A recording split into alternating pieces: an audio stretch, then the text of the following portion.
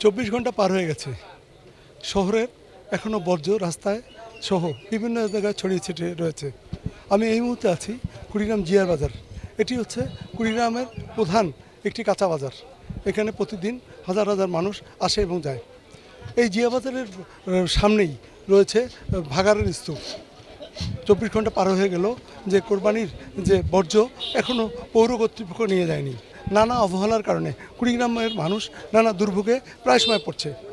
একদিকে ড্রেনেজ ব্যবস্থা খুবই খারাপ, অন্যদিকে যে রাস্তায় যে বর্জ্য এখন পর্যন্ত 24 ঘন্টা পার হলেও তারা এখনও তোলেনি। এই বর্জ্যের কারণে রাস্তাঘাটে, যেহেতু এটি একটি প্রধান সড়ক, এই সড়ক দিয়ে 3টি উপজেলা গাড়ি যাতায়াত করে।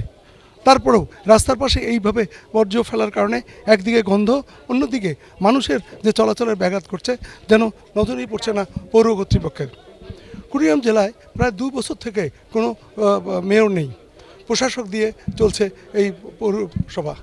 যে কারণে নানা সময় আমলাতান্ত্রিক জটিলতার কারণে প্রশাসক তাদের কাজ ঠিকমতো করতে পারে না। প্রায় সময় নানা অভিযোগে শেষ নেই এই প্রশাসকের প্রতি। কারণ একটি ফাইল সই করতে প্রায় 8 থেকে 10 দিন লেগে যায়। তিনি নানা ব্যস্ততায় থাকেন এবং আমলাতান্ত্রিক জটিলতার কারণে তিনি কোনো কাজই করতে পারেন না। এই যে ভাগাড়ের স্তূপ পড়ে আছে, এতে একদিকে বাজারে যেসব মানুষ আসছে গন্ধে নাক চেপে ধরছে, অন্যদিকে পথচারীর যে সহ যে যানবাহন চলছে তার ব্যাঘাত ঘটছে। এই ময়লা কখন উঠবে, কিভাবে উঠবে এখনও জানে না শহরবাসী। এই জিয়া বাজারে নয়, শহরের বিভিন্ন জায়গায় চামড়া এবং ড্রেনের মধ্যে যে ময়লা এখনও রয়েছে তাও এখনও পরিষ্কার করেনি পৌর কর্তৃপক্ষ। এবং এটি কখন হবে, কিভাবে হবে এখনও জানে না পৌরবাসী।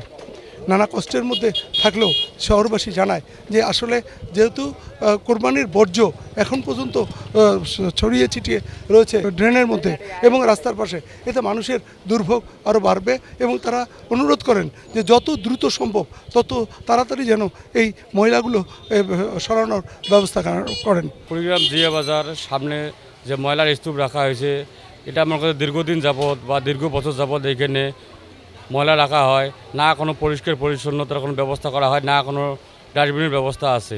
দীর্ঘদিন যাবৎ এরকম সমস্যার কারণে জনজীবন বিপর্যস্ত হয়ে গেছে। বিশেষ করে এখানে মেন রোড, হাইওয়ে রোডের উপরে যে বড় বড় যানজট যায়, তাদের সমস্যা বাধাগ্রস্ত হয়ে গেছে। তারপরও পৌরসভার কোনো নজরদারি নাই। কোরবানি ঈদ হয়ে গেল কালকে, এখনও বজ্র এখানে আছে।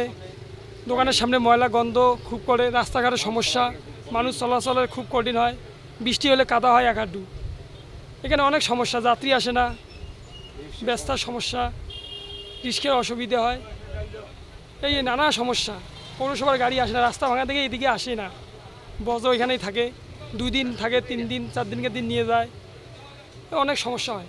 আর তা না হলে একদিকে যেমন স্বাস্থ্যের হানি ঘটবে, অন্যদিকে পথচারীতে এবং সাধারণ মানুষের দুর্ভোগ চরম আকার ধারণ করবে। তারা জানান যে দ্রুত যেন এই সেবাটি পৌর কর্তৃপক্ষ দেয়, তাহলে মানুষের মধ্যে স্বস্তি ফিরে আসবে। রাজু মুস্তাফিজ, 71, কুড়িগ্রাম।